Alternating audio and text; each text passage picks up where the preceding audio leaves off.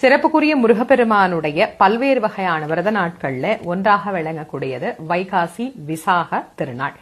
பொதுவா வைகாசி விசாகம் அப்படிங்கிற இந்த நாள் பல விசேஷங்கள் முருகனோடு தொடர்புடைய நாளாக இருந்தாலும் இந்த வைகாசி விசாகம் எந்த வகையில் முருகனோடு தொடர்புடையது அப்படிங்கறத நம்ம முதல்ல தெரிஞ்சுக்கணும் இல்லையா? சிவபெருமானுக்கு 5 திருமுகம், ஈசானம், தத்புருஷம், அகோரம், வாமதேவம், சத்யாஜதம் என்கின்ற பஞ்சமுகங்களோடு அதோமுகம் என்கின்ற 6வது முகமும் வெளிப்பட 6 முகங்களில் இருக்கின்ற நெற்றிக்கண்ணும் திறக்க அந்த நெற்றிக்கண்ணில் இருந்து வெளிப்பட்ட அக்னி பிழம்பிலிருந்து பெருமான் அவதாரம் பண்றார். பல முறை இந்த விரதங்களை பத்தி சொல்லும் போதே சொல்லி இருக்கிறேன். பசி தாங்கக்கூடியவர்கள், உடல் ஆரோக்கியமாக இருப்பவர்கள் விரதம் இருங்க அப்படின்னு.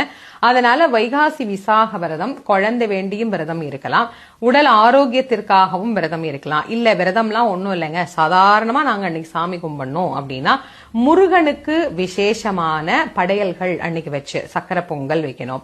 முருகனுக்கு ஒரு இனிப்பு எப்பவுமே நீங்க முருகனுக்கு நைவேத்தியம் பண்ணும்போது ஞாபகம் வச்சுக்கோங்க, ஒரு இனிப்பான சக்கரை பொங்கல் நைவேத்தியத்துக்கு நாம வைக்கணும். இந்த அன்னைக்கு நீங்க நீர்மோர், பானகம் இதெல்லாம் தானம் பண்ணீங்க அப்படின்னா மிக உயரிய பலன் கிடைக்கும். அதனால நைவேத்தியத்துக்கு நீங்க இதெல்லாம் வச்சுட்டு நீங்க இதெல்லாம் பக்தர்களுக்கு தானம் பண்ணலாம், கொடை தானம் பண்ணலாம், விசிறி தானம் பண்ணலாம், அது இல்லாம நீர்மோர் தானம் பண்ணலாம், சாதாரணமான தண்ணீரும் நீங்க தானம்